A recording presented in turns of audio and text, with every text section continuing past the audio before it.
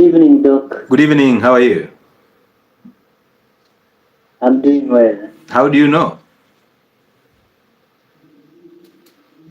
I'm content with whatever I am. I'm thankful. I'm grateful. Amazing, amazing. Welcome on board, brother. Do you have a story for us?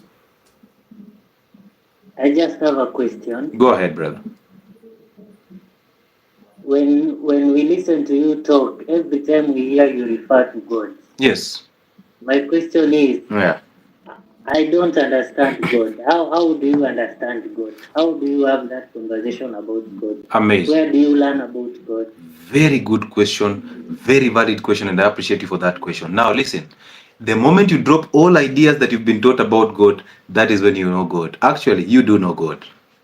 So the moment you have no idea of who God is, that's the moment you know God. So you don't need to learn anything about God. You don't need to be taught anything about God, because understand there are two ways. Most people know about God because they have read about him, they've been taught about him. But most people don't know God. So you actually know God because you have no idea of who God is. You're now just struggling with identities here and there to just figure out where you are. But realize this, inside us we have two spirits. We have the spirit of good and we have the spirit of evil.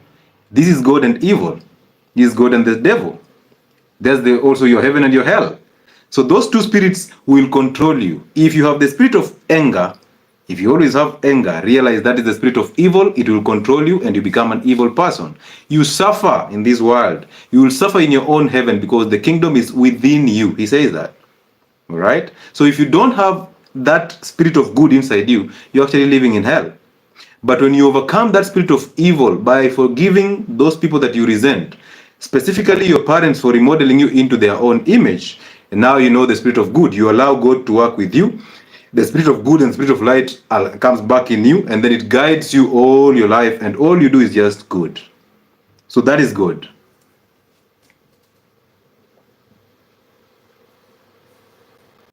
Are you there, Len? Thank you, Doc. Amazing. Do you have any objections to that?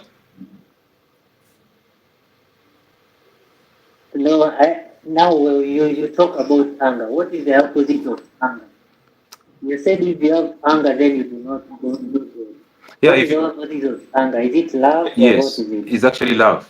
And we're not looking at it in terms of opposite. We're just looking at it in terms of overcoming the spirit of anger so that you end up having love. And that love will make you treat people the same, will make you not overthink anything. It will make you not to live in the future or in the past. You'll not pass judgments. You'll not be fearful. You'll not have doubt. You'll not be insecure. You'll not be living a life that is chasing dreams or chasing ambitions. You'll not have role models. You'll not want people to advise you.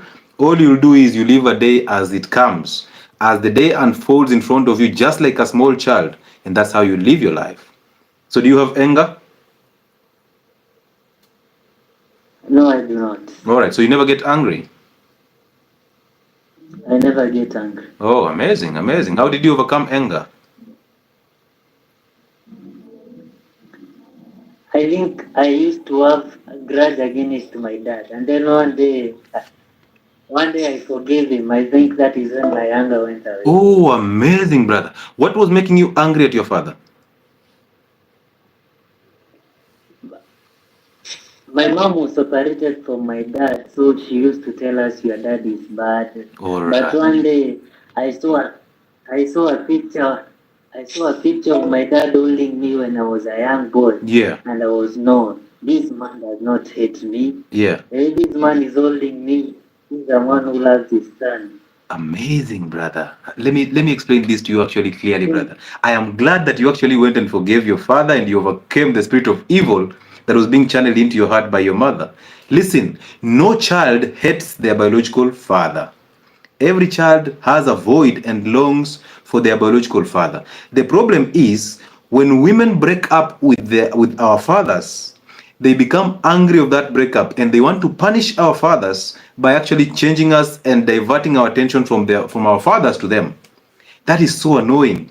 And they do that by remodeling these children in their own image so that they get all the attention from the children. So they want to punish their fathers, the father of these children, by actually changing and converting children against them. And that's the weird part. And you see, when she tells you these words, she's trying to remodel you into her own image. She's trying to make you hate your biological father through her own hatred. That is insane. That is an evil spirit, and therefore she has to overcome that. So I'm so glad that you reconnected the spirit of your father and anger left you. Amazing story, brother.